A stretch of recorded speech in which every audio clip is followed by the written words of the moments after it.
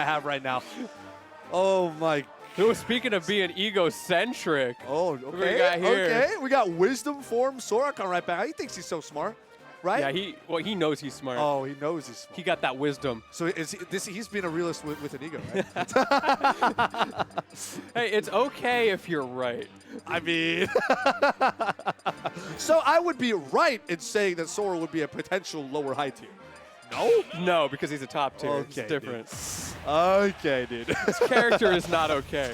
Yeah. It has kill confirms from 50 with a safe mix-up option in neutral. Like, I mean, that's true. We got some good stuff. Right now, Sora's trying to fight. Tell Bayonetta that Smash 4 ballot spot was mine. That shouldn't have been yours. I won that. It's all Disney and Square Enix's fault. Yeah. And so Sora's back for revenge, being like, I should have been in Smash 4 for all these years. I don't Never know what forget. you were doing. Never forget. I voted for Abraham Lincoln. did you really? Yeah. Do you know the game Codename Steam? No. So Codename Steam was a tactical shooter game kind of made by the developers of Fire Emblem. Okay. And it has like this weird historical American comic book feel to it. And Abraham Lincoln's a playable character in that game. That's wild. So I was like, well, he's a Nintendo character, and if you can vote for Nintendo characters in the Smash ballot, I want to vote for Abraham Lincoln. Yeah, John Henry was in the game too. Henry? Yeah, John, like American. Oh, and man. then if you put your Fire Emblem amiibo in the game, you also have Marth and Ike and Robin and Lucy in the game. So I have Marth and Abraham Lincoln in the same game. It goes crazy. It goes crazy. And they said Ultimate was the greatest crossover in gaming history. So I got Marth and Abraham Lincoln in the same game. They really did. They really did. But we're going to hop back over to the match. We're seeing some really solid parries here from Mio. Also taking that first stock nice and early. Trying to get some start with that Nair. One, we got Reverse Fire. Thunder is on deck. Counter's not going to get punished. We got the side B. Get a witch time. That up smash almost takes it. Sora is light, but it's going to be fine for now. Part of that right there is why this is such an annoying matchup for Sora. I wouldn't necessarily call it bad, but it's very annoying, which is true for a lot of characters against Bayonetta. Right. Because she's got Witch Time, because she's got Bats Within, you have to be so tight and careful with all of your combos. Yep. Now, one thing that he does have in the matchup is you can't get edge guarded. Like, although, I mean, if Bayonetta wants to go deep, she can go deep, you know? Yeah, I think Sora can go Sora will be deeper. fine. Yeah, Sora will be fine. But not to say Bayo is any slouch on edge guarding necessarily. Wow. What a forward smash read right there.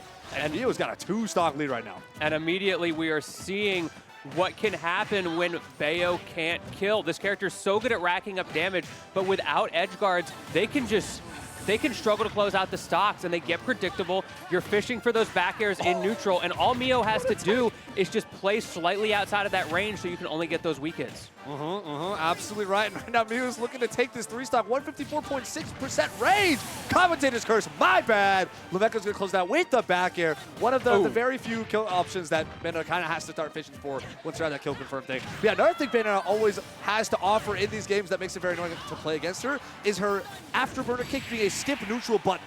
Oh my goodness, the Thunder is coming out too. But yeah, not having to play neutral against Bayonetta when she can just press afterburner kick and you just have to hold that. Either it's a shield you punish, or she gets you and it's a massive combo, right? Like 40-50% or whatever. It's an annoyance either way. Wow, he's going for the up throw here. I'm not quite sure we're going to see next. Ooh, what a witch time to get out of that. Mio can get a little bit predictable in those situations. A lot of times when you see him in the high stress game 3 or game 5 sometimes scenarios, it can be that a Thunder that gets him caught out. Through the stage. She was an aerial Thunder too, which is supposed to be weaker. You saw how good of a move it is. There's a reason he spams it. But It's if he crazy. gets predictable, it has crazy end lag, and sometimes it can be a little inconsistent, so you just whiff, and your opponent can get in and hard punish you for it. Yeah, that's crazy. I do like to call out that Lumeckos is very consistent at witch timing, like 95% of those Thunders, especially in neutral, like when you're grounded neutral, right? When it comes to edge guard situations, yeah, you don't really expect it, but I didn't expect to see Lumeckos get slammed by the Thundaga when Lumeckos was the one edge trapping, or ledge trapping on up against Mio. So the fact that that still happened to play out favorably, even though it's the aerial weakened Thundaga, it's pretty crazy, but I guess that's 100, 60% or whatever. How the big benefit of that aerial Thundaga, and the reason you'll see Mio use it so much, is because the Thunder shots are closer together, so you can't stand between them. So it's worth it for the trade-off of damage for the consistency. So a lot of times, you'll see Sora players, they'll be in neutral and opt for that aerial version intentionally. They'll jump to get it. Yeah, just to create like that space, right? Yeah, I get you. I can see it coming into play as we speak. The up tilt almost got something started. We reset. We fishing for up tilts out here. Triple forward air. We got a nair back down.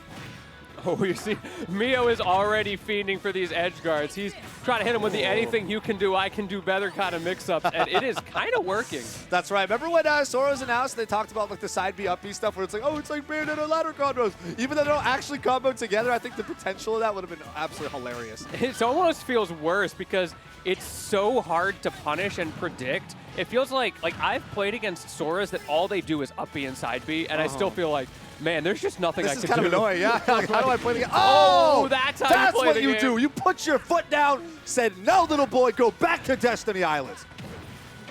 Wait, Net, what does that mean? I don't think we're allowed to say that on stream. I don't think you should say that on stream. I just need some clarification. Sometimes I read Twitch chat and I see things like that, and then I opt to bleach my eyes and pretend it never happened. The fact that you acknowledged it is a disappointment to my heart. My heart is breaking right now, LTD. I'm a curious man. I need to know. Some things are better left behind closed doors. Might be all of Net together. Just put her in the closet and not have to deal with her right now. Oh my goodness, the Wisdom forward smash! Sora is... He honestly has to answer his mom, man. You know the whole thing in Kingdom Hearts 1 where he didn't get dinner from his mom? His mom told him dinner's ready, he was gone? Yeah. I think Bayo was trying to send him back home. Be like, you did your mother dirty, right? Trying to set up that timeline where he gets dinner. That'd be like one of those YouTube videos, like what if the timeline where... Yeah, Matt Pet Game Theory. Yeah, Sora actually ate dinner. He wasn't there for the rest of Kingdom Hearts, dude. The entire series. That'd be crazy. That would be hilarious. That would be absolutely hilarious. Oh, the whip up tilt doesn't get punished. We saw Rising Fair. They didn't go anywhere. Had the Blizzaga come out. Ooh, the counter to fall in. We're getting up throw instead. Downers getting punished the afterburner kick. And now we are going crazy. Look at the adaptation from Lumeckos here. Not quite dead, but very close to it. Mio gets a chance to come back, but at 85, you got to be careful with Town and City Blast Zone. Suddenly, that kill power from Bayonetta, but the same can be said for Mio with that up B. That up B almost connected. Was dangerous, but doesn't matter when you are still getting your spells witch-timed. And we're getting a forward smash to finish it off from Lumeckos. We're going to a game for here, folks. Great adaptation from Lumeckos through that game, using the counter pick so well, shutting down Mio's game plan time and time again in those neutral scrambles. It just felt like Lumeckos kept finding the ways in that weren't there in the first game. I think Mio is going to have to play really hard into the Sora mix-up game if he wants a chance of coming back in this set. And at the same time, Lumeckos needs to continuously adapt and be ready for that if they want the chance to continue to push this advantage that they got off of this game, because now you've got to deal with the counter pick. That is true. I'm excited to see what we're going to be changing here from the last game. Try again. Oh. You're trying to tell us something. Oh, we got tough guy alert. Okay. Yeah, I'm a bit of a tough guy, you know. The Mario and Luigi soundtracks go crazy. They're also super nostalgic for me. And they were also composed by Yoko Shimomura of Kingdom Hearts fame. So I will always simp for her. She is an incredible composer. Every song she makes is literally pure gold. In the final, in this game, you and I just melt away. You understand. You understand. I'm picking up what you're putting down. There we go. There we go. You know, smelling what you're stepping in. Okay, hold on. Dwayning, you're the Rock Johnson. Yes, sir. North and you're Dakota. You know how to. Well, Lumeckos off to a good start here. Mio had that early damage, but look how much pressure is coming out from Lumeckos. There's no way. This early on, all right, Mio took a second to wait there, just be like, all right, when's my wisdom form kicking in? Like, when am I going to become smart here and get all the right answers? When's the calculus going to run through my head? And I'd be like, oh, it's this angle, and then just win the game. It's not happening yet. I'll tell you one thing. Mio may be trying to get smart, but Lumeckos is going stupid right now. They figured it out. All you got to do is just keep him in hit stun forever, and he can't recover. That's the solution. If your opponent can't hit you, you win the game. Oh, the shield pressure from Blizzaga, though. We got some fire spacing. Thundaga is back, but the witch twist is here. Again, it's just those catches in neutral, punishing the way Mio is escaping after bouncing off of shield, after missing in the shadow box war, but great stall. And we see Mio come right back up. There's a rising up air, trying to create some space here. Thundaga, Blizzaga, the classic. Air dodge read with the forward smash. Mio, third eye has awakened. That's what Mio needs to get back into this game, recognizing the habits, but speaking of habits. Literally got bats within with a crazy combo that was going to reset with an up tilt, but no, Bayonetta has bats within, and then punished with a forward smash because That's fair and balanced. You love to see it. Yeah, you got to be so careful. Shout out to Smash 4, speaking of fair and balanced. It's crazy that it took us so long to realize that this character is still kind of broken. We'll see, for my region, I come from where Lima is like our #1 player. Oh, so I've kind of been knowing this Bayonetta character go a little crazy, still go a little crazy. But it's fun. I actually have a great time. I love watching combo-centric characters, right? This is my traditional fighting game brain coming into play. Yeah, right? exactly. I love watching Terry, I love watching Kazuya, and I love watching Bayonetta. Oh, no! Oh, caught him sleeping. The rising spiral. 99% though. I mean, Sora is pretty light. Bayo has to start fishing for kill confirms, but no, never mind. See, I was about to keep saying Lumeckos. There's always that one problem I saw with Lima, with Bayonetta. It's like sometimes it's so hard to kill your opponent, right? You have to land a really good witch time. You have to land a really good up tilt, like reverse back air setup or something, right? But it gets messy when people get to high percent. It's hard to hit. But Lumeckos is like, I'm just gonna forward smash. I'm just gonna down smash. I'm just gonna up smash. And most of the stock's been taken this way. It's been absolutely ridiculous. Yeah, I feel like Lumeckos honestly just read Mio's soul a good 5 times in that game. The F smashes 2 stocks in a row, closing it out right after Mio took stock. Something about the way he was moving. There you go, the down smash there. Lumeckos just knew. And you can't really say anything. It's not a matchup thing. They just knew. They really did. They really did. What a set. Well, I guess this is why Bayonetta was in Smash 4.